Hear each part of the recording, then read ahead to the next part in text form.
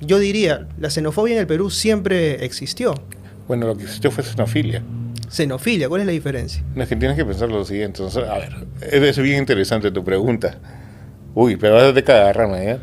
Primero, tienes que pensar una cosa bien interesante. Nosotros somos una sociedad postcolonial. Ujú.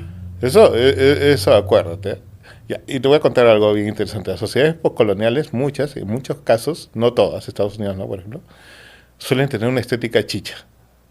Mira India, mira México, mira Tailandia. O sea, la idea esa de que se apropian de elementos del grupo dominante y lo exhiben de una manera espectacular. Los colores los hacen chillones. Las cosas modernas se las apropian y las exhiben. En los chicanos, en la frontera con Estados Unidos, agarran sus autos así antiguos, cromados, los llenan de música a todo volumen, le ponen cromos, y los hace saltar y ahí a música estridente. Los descendientes mexicanos en la frontera, ¿no? Para mostrar poder. Es eso, ¿no? Bueno, nosotros, desde la colonia, siempre se nos ha comparado como que los europeos son lo superior. Ujú. El humor de Estrafalario, Risas y Salsa, El Tornillo, Risas en América, originalmente, y de los cómicos de la calle, en el fondo ha sido una autoburla de los peruanos de que somos impuntuales, grotescos, feos, irresponsables, borrachos. ¿Entiendes? Claro. Es eso, siempre. Ujú. Hay una autoburla indirecta. Eso lo descubrió Luis Peirano y Sánchez León, Abelardo. Lo hicieron en Risas y Cultura en la televisión peruana. Es bien interesante porque si hay una burla siempre, no sé si te has dado cuenta que siempre hay una burla Claro, de la hay cara, como una la fealdad, normalización. ¿no? Claro, hay como una normalización de sacarle la vuelta a la norma, ¿no? Sí, no, que somos así, pero hasta una casi orgullo, ¿no? O sea, de que, oh, mi compadre es tan vago, esas cosas, ¿no? Claro. Pero también tan feo, ¿no? O sea, Fernando se burlaba, pues. O este de todo. personaje que hacía Chuyman, pues, ¿no? Por O sea, ejemplo. claro, ¿no? que pícaro, Claro, güey, ¿quién ¿quién soy yo, papá? ¿no? O sea, eso, y Fernando, todos sus apodos también de la fealdad, ¿no? Entonces siempre ha habido este tipo de, no sé, de amor hacia lo otro, importado, como algo. La otra vez estoy viendo una publicidad que me sorprendió en la radio, ¿no? Estas vitaminas, lo más importante, son producidas en Europa, con todas las garantías. O sea, lo más importante, con todas las garantías. Claro, o sea, no tiene que ser peruano, ¿no? Importado, ¿no? O sea, es interesante. Entonces, sí ha habido eso y sí se nota a leguas que hemos tenido una tradición postcolonial fortísima y siempre había una veneración a lo extranjero.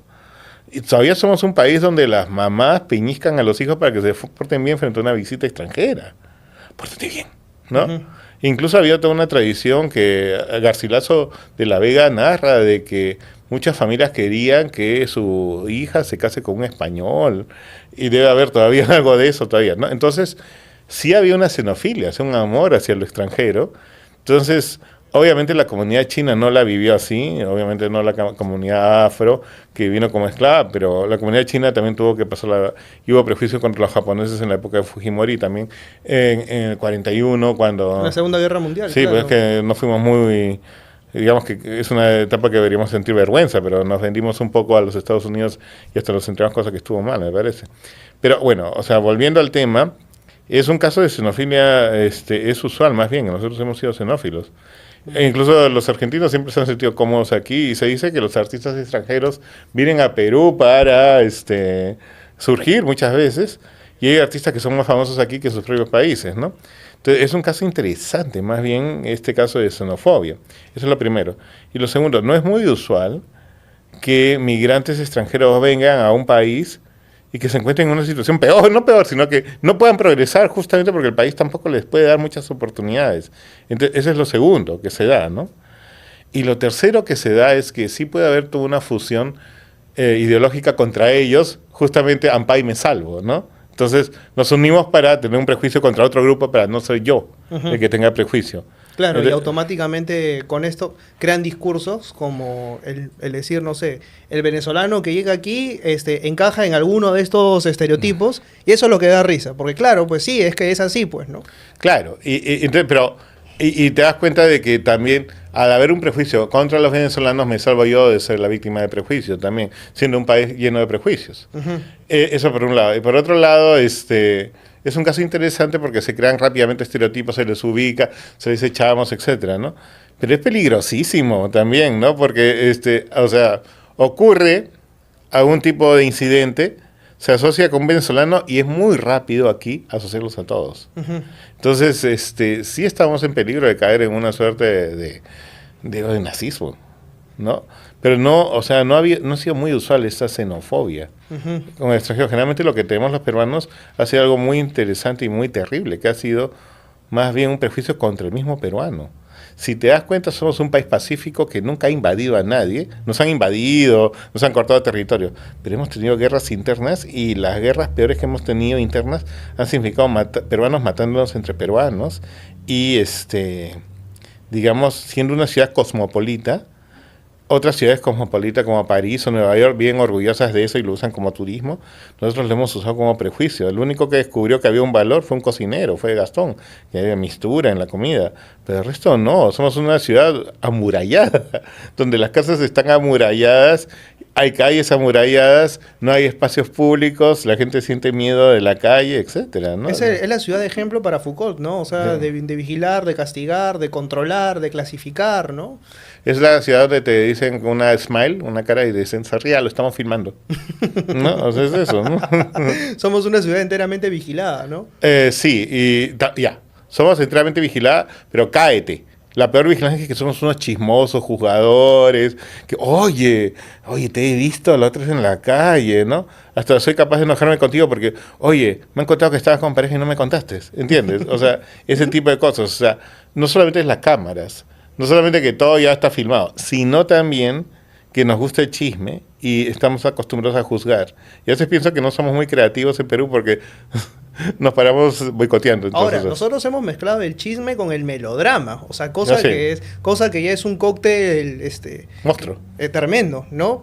Tú mencionabas justamente el por qué los ampais de Magali de pronto funcionan, y es como que una narrativa detrás que tiene que ver con el melodrama, porque el ampay no queda en el ampay, sino No. que se arma una telenovela posterior, pero la manera en cómo se narra el chisme del conductor, en este caso de la voz en off, contándole al espectador qué es lo que está viendo, pero contándole de una manera como si fuese literalmente la vecina chismosa o el vecino chismoso del barrio. Y todas las imágenes están ahí, ¿no? Contadas y estructuradas de una manera tal que el espectador se siente parte de, y como se siente parte de, tiene el derecho posterior a comentar y a meterse en una vida que no le pertenece, ¿no? Ya, pero es que, o sea, hay que saber una cosa que creo, ¿no? Creo, o sea, bueno, aquí me atrevo a decir una cosa antropológica un poco especulativa, pero creo que nos gusta mucho la narración de historias a los humanos. O sea, son varios milenios que hemos tenido esta idea de las historias narradas frente al fogón. Y es más, creo que es una característica, si Yuval Harari tiene razón, hay que darle la razón en algo. Siempre lo funan por ser bestselero, ¿no? De tener bestseller, pero... Tiene sus haters, Yuval, ¿no? Sí, bueno, tú sabes cómo es el asunto, pues que tiene éxito difusor, entonces, pero tiene una cosa que sí le creo, ¿ah? Que somos la única especie que narra historias y la cree, y se las cree, ¿no? Entonces, incluso eso nos ayudó a formar grupo, a crear religión, economía, política. ¿Por qué? Porque creamos historias y nos las creemos y creamos grupos a partir de esas historias. Tal vez gracias a eso nos bajamos como Homo sapiens a los neandertales. ¿Ya? O sea, porque estamos en grupo, a un grupo más inteligente. Es verdad. Entonces, ¿qué? O sea, nos gustan las expectativas y tú lo sabes más que nadie. En eso consiste el éxito de la literatura. Sí, Nos pues, gusta saber qué viene después. ¿Entiendes? Nos gusta apostar. él continuará, ¿no? Él continuará. Entonces, ¿qué sucede? O sea, los ampais de Magali están hechos a veces con celular nomás. Entonces el hecho que te den un storytelling, o sea, una historia, y sea una historia que corresponde a los gustos actuales. Los gustos actuales, porque todo cambia, son cosas que a las personas actualmente les gusta, cosas que me pueden pasar, cosas con las cuales me siento identificado, cosas que emocionalmente me conectan. Ese es el punto. Cosas humanas que pueden moverme algo, cosas reales. O sea, cosas con las cuales haya conexión. Entonces, están hechas de una manera de buena narrativa que conecta con emociones, sobre todo en una cultura como la nuestra, que está en contacto con las emociones. Esto no es usual, ¿eh? En otros países, por ejemplo, en Estados Unidos, cuando estudiaba ahí, yo veía que los chicos no tenían tanto contacto con sus emociones. Llego aquí y los alumnos son capaces de faltar a clases porque se peleaban con su pareja. ¿Entiendes? Yo también lo sé. Ya, ¿entiendes? ¿Entiendes? O sea, ese es el punto. Entonces, combinas ahí eso, ¿no? De Claro, que somos sí. emocionales y nos gustan las historias. Ujú. Entonces, tú lo sabes. Entonces, aquí lo que tenemos es una tradición oral que es tan válida como la escrita. Lo que pasa es que la escrita ha ganado guerras. Ujú. Tiene más prestigio. Y la vigilancia, que todos nos vigilamos, y bueno, presentar eso, y en el fondo un poco la envidia que sentimos por los artistas, que tienen, ya te dije que somos anónimos, ellos no lo son. Entonces creo que hay una envidia hacia ellos. Ah, pero hay también una narrativa del desprestigio, ¿no? Envidia. O sea, incluso, o sea, de los camiones que siempre tienen cosas escritas, que era como por ejemplo de mí podrás olvidarte, pero no de lo que hicimos, o esas cosas, la que más ha quedado es, ¿cómo es? Tu envidia es mi progreso. Claro. Ya, entonces hay ese elemento de envidia que es todo un elemento. Si tú revisas la loretana o los chamanes urbanos, te protejo de la envidia. O la gente cuelga una sábila en la puerta de su casa para que absorba la envidia, ¿no? Ujú. Y generalmente cuando te dicen, te hacen narrativas, te dicen, no, esa persona me tiene envidia porque vio que tenía éxito y me hizo esto. O te dicen que no logró esto, ¿por qué? Porque a alguien le tiene envidia. Yo creo, sinceramente, que somos unos envidiosos en el sentido de que, como te dije, ¿no? Esta sociedad nos empuja a un anonimato desesperante porque ya no estamos en la época de los rituales. Antes, digamos, en la Edad Media, pues yo rezaba y sentía que tenía un contacto con lo divino. Ujú. O sí había más ritualidad en la cual yo tenía una experiencia trascendental. Ahora ya no. No existe eso, somos unos agnósticos. O bueno, me temo que la sociedad se está volviendo así. En cambio, esta pata sí tiene reconocimiento. Y creo que existe cierta envidia hacia ese reconocimiento, ¿no? Ujú. Y en el fondo, creo que todos estamos desesperados en esta sociedad por el like, por ser queridos. Imagínate que no hacemos por un like lo mismo. Estos patas, ¿qué tal raza? Tienen reconocimiento. Entonces, en el fondo, para nosotros, los podemos querer, apreciar, admirar, pero en el fondo también les tenemos envidia. Son como, están caminando una cuerda floja y en el fondo queremos que se caigan. Claro. Hay una espectacularización de la tragedia también, ¿no? En ese sentido. Ya, pero también, ya, ahora, bien franco, te voy a decir bien franco también. Y me salió un verso sin hacer esfuerzo. Aquí viene una cosa. También tienes que pensar, y repito, somos una sociedad postcolonial. Esto lo saqué de Kotler, o sea, de Julio Kotler, porque nos hizo ver eso. Tienes que pensar que llegó todo un discurso político con un cristianismo que recorre una iglesia. Nuestro cristianismo es sangriento. Ujú. Y en la sierra, esa prédica fue fortísima y vas a encontrar, entras y es Cristos sangrantes, crucificados o siendo azotados, o ex homo, ¿no? O sea, con la corona de espinas, ¿no? O sea, pero siempre así. Me acuerdo en Nueva York, el sacerdote jesuita me dijo, lo tenían elevándose, resucitando, me dijo, la comunidad mexicana quiere que pongamos crucificados, se enojó un poco, o sea, no querían así, ¿no?